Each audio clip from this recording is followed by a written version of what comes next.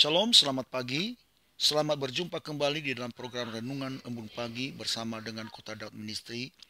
Di dalam renungan pagi ini kita masih membahas tentang doa Bapa kami, yaitu doa yang diajarkan oleh Tuhan Yesus bagi kita. Di dalam doa Bapa kami, kalau kita lihat di dalam Injil Matius pasal 6 ayat 10, dia berkata, "Datanglah kerajaanmu, jadilah kehendakmu di bumi seperti di surga." Saudaraku sekalian, doa Bapa kami adalah pola doa yang diajarkan oleh Tuhan Yesus yang memiliki makna yang sangat dalam untuk kita pahami dan mengerti. Karena setiap yang diajarkan oleh Tuhan Yesus di dalam Alkitab memiliki pengertian yang sangat dalam yang tidak boleh diabaikan begitu saja. Walaupun tidak sedikit, para pengajar-pengajar Alkitab menganggap bahwa pola doa Bapa kami adalah pola doa yang tidak perlu kita ikuti. Tapi sesungguhnya bagi orang yang sungguh-sungguh mencari kebenaran, pola ini harus benar-benar kita pahami. Karena memiliki makna yang sangat dalam yang tidak boleh ditinggalkan begitu saja.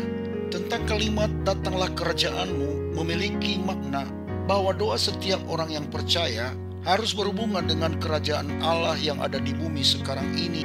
Dan perwujudannya adalah di masa yang akan datang, di mana Kristus datang kembali mendirikan kerajaannya. Saudaraku, bahwa kerajaan Allah itu adalah sesuatu hal yang pasti.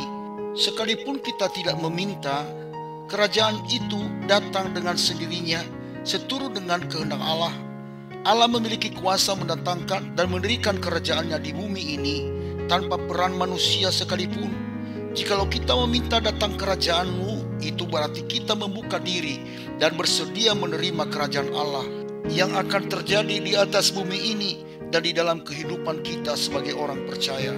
Kedatangan Kristus yang kedua kali adalah sesuatu hal yang pasti terjadi. Percaya atau tidak percaya, Kristus pasti datang kembali. Itulah sebabnya kita harus untuk mempersiapkan diri untuk menyambut kerajaan itu. Langit baru dan bumi baru di mana Kristus menjadi Raja, dan setiap orang yang sungguh-sungguh siap sedia untuk menyambut kerajaan itu akan memasuki kerajaan Kristus.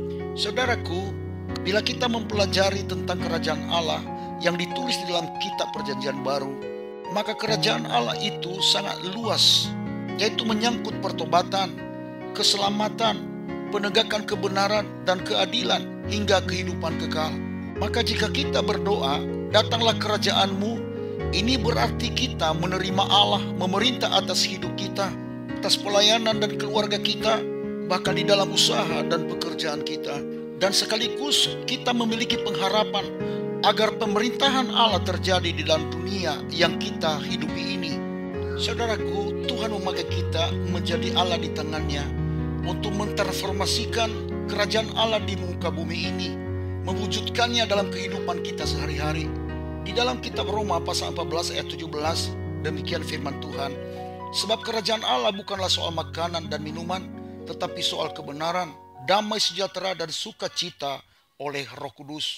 Berarti saudaraku, melalui doa dan kehidupan nyata kita dapat turut bekerja untuk mewujudkan kebenaran, damai sejahtera dan sukacita yang nyata di dalam kehidupan kita, sehingga benar-benar terwujud apa yang dirindukan oleh Tuhan bagi kita, bahwa supaya kita menjadi garam dan terang di tengah-tengah dunia yang gelap ini.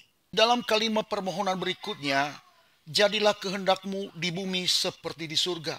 Maksudnya adalah bahwa Tuhan Yesus menghendaki kita untuk menghadirkan suasana surgawi di dalam hidup kita di tengah-tengah dunia yang sedang kita diami sekarang ini. Walaupun lama sekali pandangan kekristenan memahami bahwa dunia ini adalah fana, penuh dosa, dan harus kita tinggalkan menuju surga. Seolah dunia ini adalah tidak begitu penting.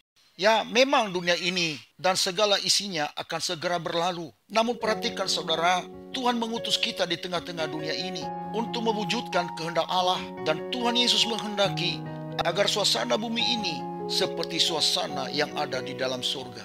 Di surga tidak ada tetesan air mata, di surga tidak ada sakit penyakit, tidak ada kemiskinan dan kelaparan. Surga adalah tempat kediaman Allah yang penuh dengan damai sejahtera dan sukacita, dan suasana itu Tuhan menghendakinya supaya terjadi di bumi.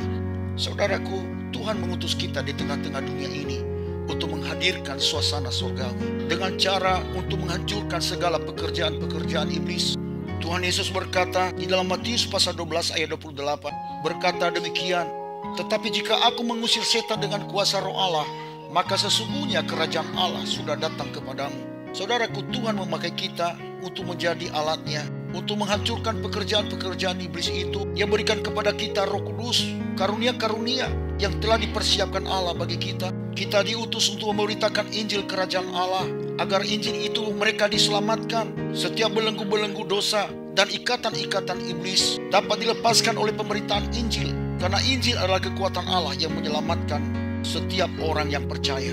Tuhan Yesus berkata, sembuhkanlah orang sakit, bangkitkanlah orang mati, tahirkanlah orang kusta, usirlah setan-setan.